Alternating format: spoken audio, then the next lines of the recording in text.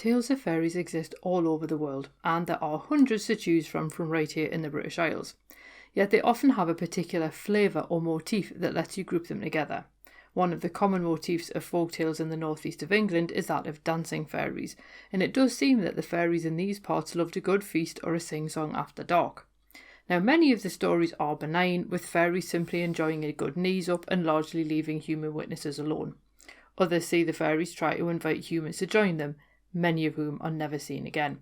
So we're going to explore some of the tales of Northumbrian fairies, including hunters that disappear into Fairyland, fairy hills, and a milkmaid with the power to see the fairies in this week's episode of Fabulous Folklore.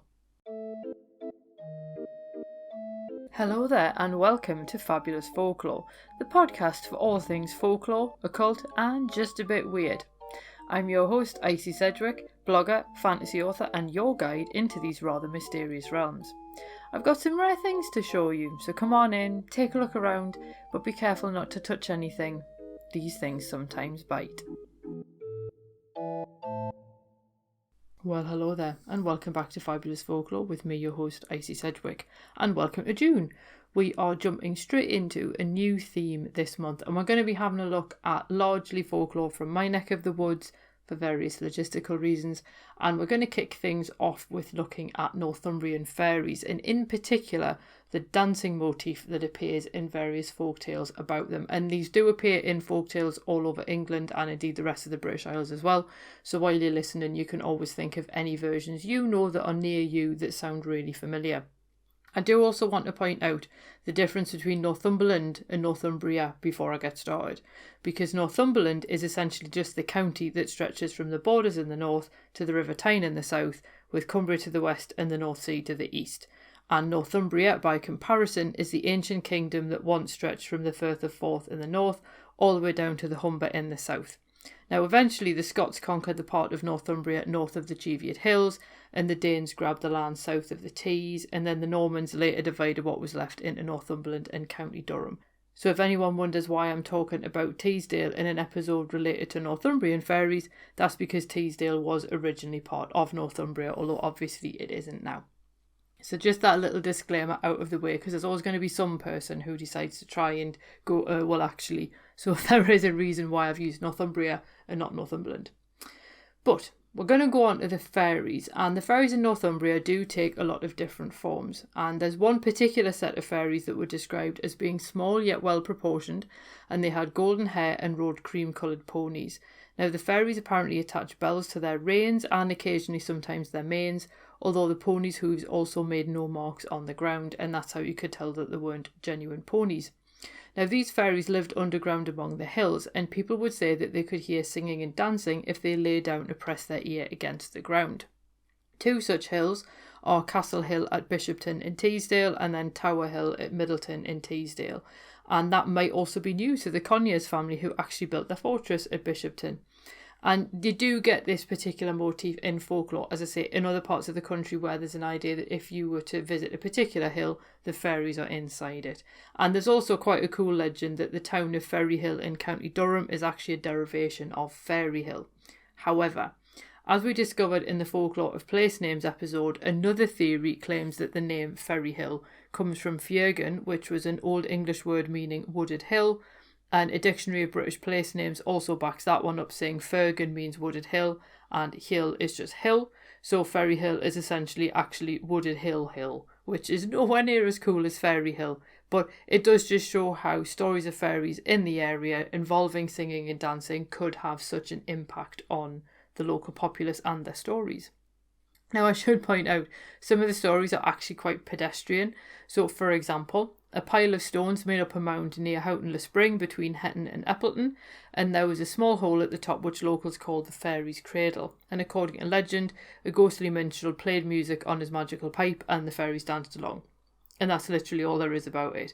And that's quite so far so good. People knew what was going on and essentially left the fairies to it. But it's interesting how you do get these natural landmarks that do then end up becoming associated with these dancing fairies. And to be fair, in these stories, it's not always a good idea to go looking for fairy music. And many people believe that Queen Mab and her fairy court actually lived on Forden Hill near Whittingham, where they enjoyed dancing and feasting at night. And fairies apparently travelled to Fordon Hill from all over Britain to wait on Queen Mab and to sort of ask her for things and lay out their case and all that kind of thing. And there was even a poem to go with the hill. And it reads thus: "The sunbeam burst on Brandon Hall and burnished the windows and silvered the wall, and the crimson light of morning fell on Fordon Hill where the fairies dwell." But one night, a few centuries ago, a farmer found himself riding past Fordon Hill at midnight. Beautiful music carried on the night air, and the farmer was absolutely positive that the music came from inside the hill. He'd no doubt heard the stories as well. But as he got closer, he could see that there was actually a vast door in the side of the hill, and inside, the fairy court were enjoying a magnificent banquet. The farmer stood and watched, seemingly unable to move, until eventually the fairy spotted him. Now a page left the banquet and brought him a drinking cup, and the farmer took the cup from the page, because what else would you do? But he had also heard stories of fairy food and drink, so he dashed the drink to the ground and then rode home as fast as possible. There is no more mention of him in the folk stories, so we can only assume that he got home and that was the end of his interaction with the fairies. And it was in many ways the wisest course of action, given the stories of people trapped in Fairyland because they ate or drank something while they were there, which, let's be honest, sounds a lot like Persephone in Greek mythology, doesn't it? Now, Rupert Matthews offers a different version in Mysterious Northumberland, in which a knight rides past the hill and sees the open doorway. In this story, Queen Mab herself beckons to him to enter, and when he doesn't immediately move, she then sends out the page with the silver wine goblet. Now, luckily, the knight spots the somewhat gleeful look on Queen Mab's face before he drinks anything, and instead he just casts the goblet away. The moment he does so, the page disappears, the door slams shut, and he's left on the hillside, thankfully in one piece. When nothing further happens, the knight then picks up the goblet and just rides off with it. According to legend, he gave it to King Henry I, who then gave it to King Alexander I of Scotland, although he apparently had no truck with this idea of it being a fairy cup and he had it melted down. So, there we go. Now, the fairies apparently also favoured the Hen Hall, which is a huge chasm to the southwest of the Cheviot, the highest peak in the Cheviot Hills. It's really favoured with walkers and hikers, and you can easily find photos of it online where it looks like a beautiful spot, but everybody notes in the reviews how difficult it is to get to it. And according to folklore, the Hen Hall is so deep that the sun never reaches its depths, and you can still find snow there at midsummer. Now, this otherworldly place seems to be an ideal spot for the fairies to hold their banquets. Except obviously people always manage to wander into these things. And one day a group of hunters were chasing a deer and they ended up beside the hen hole. While they were doing the hunt, beautiful music suddenly surrounded them and the hunters forgot all about the deer. So, lucky for the deer really. The hunters followed the music all the way to the hen hole and all but one of them went inside, while one remaining hunter stayed outside because apparently he didn't like the look of the ground on the way into the chasm because it was far too steep and rocky and he just thought the horse wasn't going to be able to handle it. So he waited for his companions but eventually gave up, returning home alone, and no one ever saw the other hunters again. In another version of the story, the hunters chase a fox, and a local shepherd named Ninian falls behind during the hunt because his little pack pony just can't keep up. So he arrives at the hen hole in time to see the hunt reach the edge of the chasm, and a woman starts singing inside the hen hole, and again the beautiful music comes out and surrounds everybody, and it seems to entrance the hunters, who suddenly direct their horses into the chasm. Ninian also tries to follow because he's also affected by the music, but it takes too much time for his pony to pick its way down towards the chasm. The moment all of the hunters have disappeared into the darkness below, the singing completely stops, leaving Ninian and his pony completely alone on the hillside. And obviously now he's out of the spell of the music, he's kind of a bit like, why am I here? Now, no one ever saw the men, horses or hounds again after they went into the hen hole, so we can only presume that they ended up somehow becoming part of the fairy feast, although hopefully not becoming the feast, if you know what I mean. Now, this particular folktale also appears in other parts of the country, including Glenquake in Scotland, St Allan in Cornwall and Nant Conwy in Wales. And it is quite notable that these are essentially the Celtic language parts of the mainland of Britain, and given the hen hole is just 345 metres away from the current Scottish border, it is unsurprising that a tale of fairies like that would also appear in pretty much the most northern part of England as well. And I think it's quite interesting when we look at these different areas, and I wouldn't like to comment on why that would be. Really, you'd need an expert like Morgan Daimler to comment on that, but it is quite a notable thing that it is these Celtic parts that have this particular motif. Now, of course, not all tales of feasting and dancing fairies end in disaster for humans, although they could if you didn't take the proper precautions. And there was once a fairy hill north of Alnwick at Chat Hill, and fairies could be seen dancing around it at night. Now, children would sometimes dance around the ring as well, but they were very careful not to do it too much, because if they danced around the ring more than 9 times, evil would befall them. There's also a standing stone called the Hurdlestone in Lilburn, and that apparently marks a spot of fairy dancing. And this one's considered an ancient monument of sorts, and most people thought it was some kind of boundary stone, and in all honesty, that's probably what it was. But in the early 19th century, locals claimed that fairies danced and sang around the stone, accompanied by a fairy playing the violin. And their favourite song apparently ran thus: "Wind about and turn again, and thrive around the Hurdlestone. Round about and wind again, and thrive around the Hurdlestone. Over and over and over." Now, the fairies would dance and chant faster and faster until they essentially moved quicker than the human eye could see. That does beg the question how you would know they were there if you couldn't see them. But there you go, you might have seen the entire performance.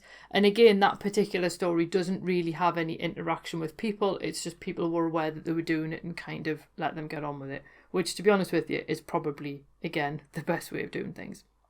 Another famous tale involved a milkmaid who lived near the Witten Witches near Morpeth, and she would always carry her milk pail home on her head, as was the custom, and she would always have quite a thick pad called a wiser, which would obviously kind of take a lot of the strain and make it sort of more comfortable to try and carry the pail home in such a fashion. So she's going home this particular evening, having been at work, and she peers into one of the fields as she passes. To her friends, the field appeared completely empty. Yet she saw fairies dancing and capering all around the field, and when she pointed them out, her friends insisted that they could see nothing.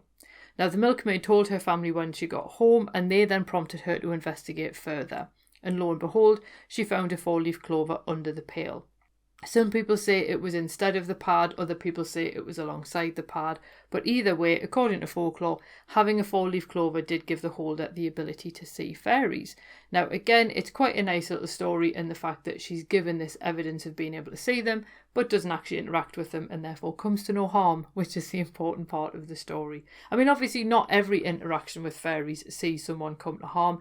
If we think of someone like Thomas the Rhymer, where he doesn't come across the fairies, they come across him, and then he ends up spending 7 years in Fairyland, and when he comes back to the world of the living, he then has the ability of prophecy. So, it doesn't always end badly for people. But ultimately, what do we make of these specific dancing fairies? Well, it's worth noting that quite a lot of the fairy stories in general appear as part of the friend of a friend told me model, which we would recognise as being urban legends. But in 1835, author Stephen Oliver asserted that he'd only ever heard stories of encounters told by those whose immediate ancestors had apparently seen fairies. So therefore they became part of essentially the family narrative, rather than necessarily being any direct witnesses, because he hadn't met anyone who'd actually seen fairy revels themselves. Now, in some of the legends, the fairies do things like dance among the ruins at Vindolanda, which is the absolutely fantastic Roman fortress about a mile south of Hadrian's Wall. It's a wonderful place to visit. I highly recommend it if you're in the area, and you can see the remains of their underfloor heating system because that's how advanced the Romans were. But until archaeologists had figured out what these small chambers and tiny passages were for, because obviously this is literally the part under the floor that people wouldn't normally see, and when that's all that's left, you would look at it and go, I have no idea what that's for, if you didn't already know. But apparently some people did believe that they were the home of fairies because they didn't have the archaeological explanation to go with it. And Rupert Matthews notes that an 18th century gentleman was actually told that the remains of the Hypercos system, which is the fancy name for it, had belonged to fairies, which used it as their kitchen. And people also thought that the ruins at Housesteads were favoured for fairy feasts as well. So it is possible that the fairies became a way to explain things like the advanced engineering of Vindolanda, or indeed just the mystery of standing stones, as being their sites and where they lived and places that they interacted with the world. There are other people who insist that fairies might be people who predated the Iron Age civilizations. And of course, there is always the possibility that fairies are actually real, which is something that obviously a lot of folklorists don't really necessarily engage with. But you sort of think, well, it's still a possibility. Who knows?